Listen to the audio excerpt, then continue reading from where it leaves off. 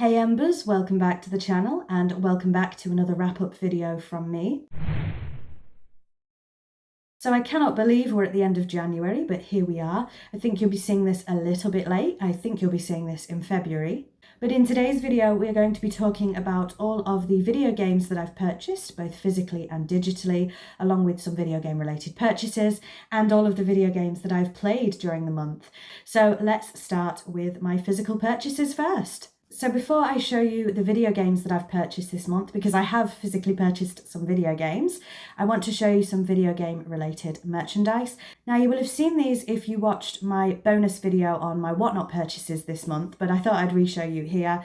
I bought some Animal Crossing and Sanrio stickers. It's an Animal Crossing Sanrio collab. So I'm going to quickly show you the stickers because you know I'm a huge Animal Crossing fan. So you might not be able to see them very well because I've got them in this Pokemon binder at the moment. But we have Isabelle and Hello Kitty there. We have this, I think it's Pom Pom Purin as one of the Rossetti brothers. We have this sticker here of Timmy and Tommy along with some other Sanrio characters. Again, hopefully you can see those. I do show them in more detail in that whatnot video. Then we have KK Slider and Cinema Roll and Lottie and Digby there. Digby? Lottie and Digby. I can't remember. And finally we have a Capin sticker with, I can't remember that guy's name, and Pascal. So speaking of Animal Crossing, I now have all of the Animal Crossing Legos that have been released thus far, and I'm going to insert a clip here showing you all of the Animal Crossing Legos and how I currently have them displayed. You know that my husband bought me a lot of them for Christmas last year, and we got some more in January as well. So I now have a complete collection of Animal Crossing Lego, at least until they release some more. So again, I'll insert a clip somewhere showing you my Animal Crossing Lego. I have a couple more video game related purchases. Now these came from Vinted. I'm not going to talk about them too much, but I do collect strategy guides and we have this Dragon Age Origins strategy guide. Now I believe both of these cost me £5 all in with postage, so I thought that was pretty good. Look how thick it is. It's a big boy, but I do love strategy guides. And as I say, from the same seller, we also have, I'm taking me toggles with me, Batman Arkham Knight Collector's Edition. So I'm guessing this came with a collector's edition of the game. That would be sort of obvious.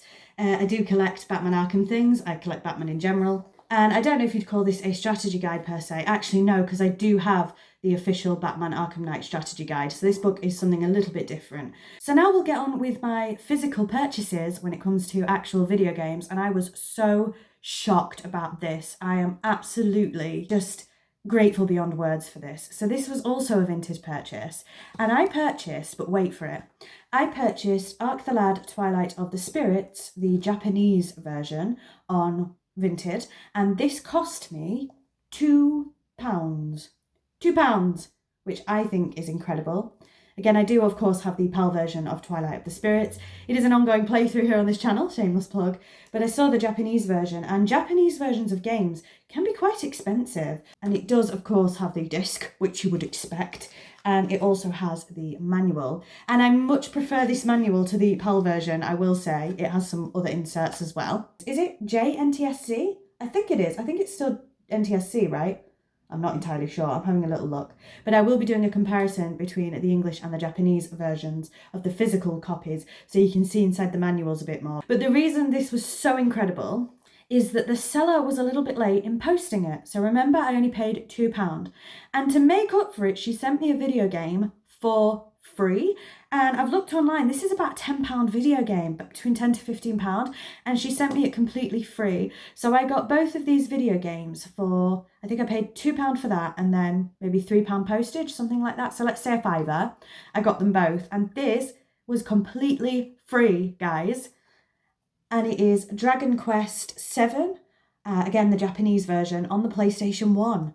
Look at this. For free, guys! Can you believe how generous? Now, I don't have much experience with the Dragon Quest series of games, although I've been told I would like them. It comes, I mean, it's in perfect condition.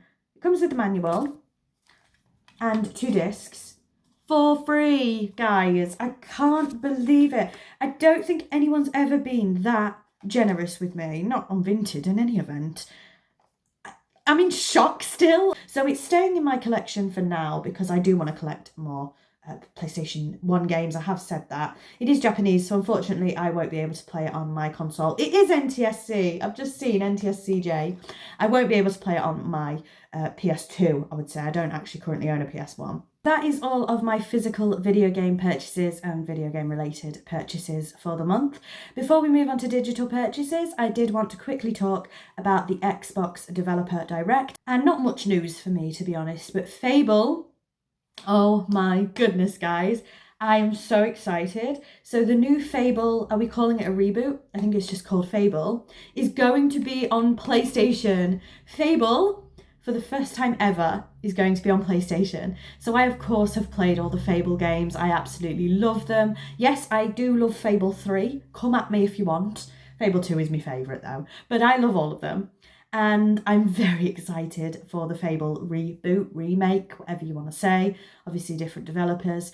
I really enjoyed the Developer Direct, and it's coming out in autumn of this year. So we will be talking about Fable this year. I'm definitely pre-ordering it 100%, and I will be playing it on my PS5, and I cannot wait. So let's now move on to digital purchases, and there's quite a few because there was a January sale on the PlayStation 5. So the first one is not a video game per se, it's a DLC, and it is for my husband. It is the High on Knife DLC for High on Life. So High on Life 2 is coming out in March, I believe. I will be buying that for him. He really enjoyed High on Life, not for me. And he wanted the High on Knife DLC, but he hasn't played it yet because he's been too busy with Monster Hunter. Again, on the PlayStation 5 sale, Tomb Raider 1 and 3 remastered finally, and Tomb Raider 4 to 6 remastered. Amazing sale on those. Again, I can't remember the prices, I'm so sorry, but it was enough for me to grab them.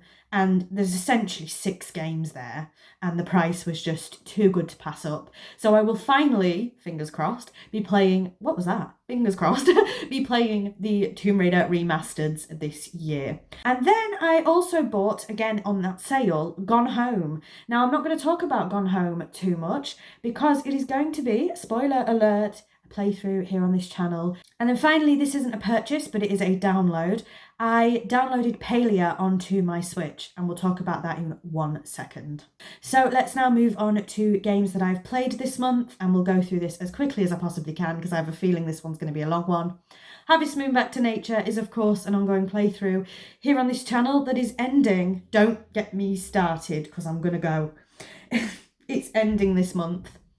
I can't talk about it right now. Another ongoing playthrough here on this channel, Ark the Lad Twilight of the Spirits. That's here to stay for quite a while, so hopefully you're enjoying that playthrough if you've been watching it.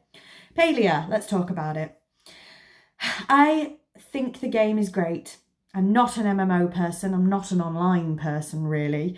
I am a single player or a couch co-op player. So there is that. I only have a Nintendo Switch Lite. It cannot accommodate Palia whatsoever. The lag was insane, so unfortunately I've had to uninstall it. I probably played maybe 4 hours of Palia this month, and I did enjoy what I played. There's a possibility I'll download it onto my PlayStation 5. Don't quote me, but there's a possibility.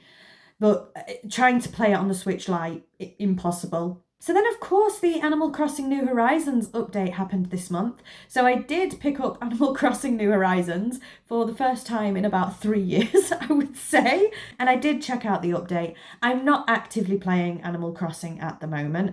A lot of the update I didn't benefit from because I don't have a Nintendo online membership at the moment. There's no point. I'm not playing enough games on the Switch to warrant the online membership. So a lot of the new stuff in the update is, I wouldn't say paywalled. Would I say paywalled? It's difficult, isn't it? But it's locked behind having to pay for the online membership, and I haven't. So a lot of that stuff I don't have. Similarly, I don't have any Splatoon or Zelda amiibos at the moment, so I didn't get the new Zelda/Splatoon items. I did get the new Lego items. And I did mess about with the hotel a little bit. But like I say, I'm not really playing Animal Crossing at the moment, so I only popped it on to check out the update. I checked out the update. I'm satisfied with what I saw. It's not enough to get me back into the game because I've just got so much on. But I did like, and I appreciate that an update just came out of nowhere, 3.0. I do appreciate that, and I think that being free is lovely. But I think I had my fill with decorating because I bought Happy Home Paradise. So the hotel really isn't too different from that. So next up, I said I was going to play it this month, and I have played it this month, Baldur's Gate 3. I'm struggling with Baldur's Gate 3. So I've played Baldur's Gate Dark Alliance on the PlayStation 2 and Baldur's Gate Dark Alliance 2 on the PlayStation 2, and I really enjoyed them. Baldur's Gate 3 I am finding difficult to get into. I am struggling. I feel like a bad gamer because I'm struggling with it so much, but I do like it, so I need to push through. I have stopped playing it actually, because I got so frustrated. I need to push through and play Baldur's Gate 3. I think it's so overwhelming to start it. There's so many mechanics. I got completely lost, I'm going to be honest with you. But I am going to persevere because I know I'll love Baldur's Gate 3 once I push through this initial bit, you know what I mean? I think I'm wandering about here, there and everywhere at the moment. I've no idea what I'm doing. I've missed half the story. So either I restart it completely or I just persevere with my save file. We'll see what happens. I went into, if you've played Baldur's Gate 3, you'll know what I'm talking about. I found a goblin camp and got absolutely obliterated a few times. So I don't know what I'm doing, but I'm sure I will get into Baldur's Gate 3. So we'll talk about that more next month, fingers crossed. But I was so excited to start it. You know I was. I cried my eyes out when I got it as a gift for Christmas. I've been wanting to play it for so long. I think I need to do a bit of research. I don't want to spoil the game for myself, but maybe some beginners hints, tips, tricks, that sort of thing. So if you are a Baldur's Gate 3 player and you have any tips for me, try and make them as spoiler free as possible. I know that's difficult, and please let me know because I'm completely lost. But I do want to play it and I do want to like it. So finally, for video games I've played this month, I have restarted Skyrim on the Switch Lite. I actually think Skyrim plays quite well on the Switch Lite, to be honest. I've played Skyrim on every console known to mankind at this point. There's not much to say about Skyrim, of course. Really, the only reason I've started playing it, well, there's two reasons. One, after Baldur's Gate 3, I just needed nostalgia boost, and I needed a game that I'm good at, quite frankly, that I'm familiar with, to make me feel like a gamer again. But the second reason is my husband is playing a lot of Monster Hunter on the PlayStation 5. We only have one PlayStation 5 and one TV. So while he's playing Monster Hunter, I can't play on it. So I've picked up the Switch again. So I'm playing Skyrim on the Switch while he's playing Monster Hunter. That is all of the games that I've played and bought during the month. Quite a long wrap up actually. So thank you very much for watching. Let me know what games you've been playing this month, if you've made any video game purchases. And until next time, bye Embers.